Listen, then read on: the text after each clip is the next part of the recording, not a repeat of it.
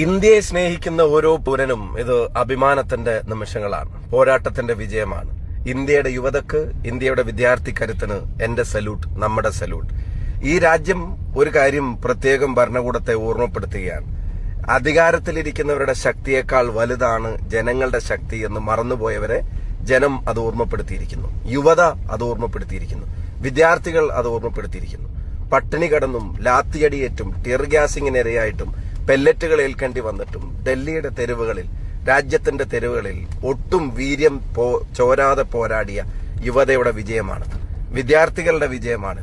ആ സമരത്തിനങ്ങൾക്കെല്ലാം നേതൃത്വം നൽകിയ, രാജ്യത്തുടനീളം നേതൃത്വം നൽകിയ, തെരുവിലിറങ്ങിയ, മനസ്സുകൊണ്ട് ഈ സമരത്തിനൊപ്പം നടന്ന, പ്രതികരണങ്ങൾ നടത്തിയ എല്ലാവർക്കും സമരാഭിവാദ്യങ്ങൾ.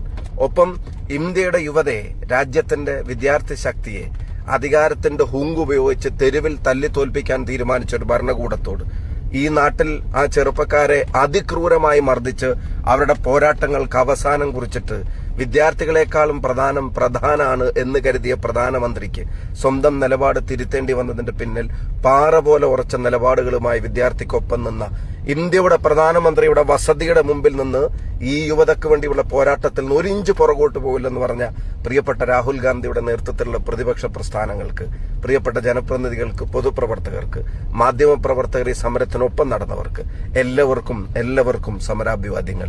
ഇന്ത്യ ജയിച്ചിരിക്കുന്നു. നരേന്ദ്രമോദിയുടെ ഭരണകൂടം തോറ്റിരിക്കുന്നു.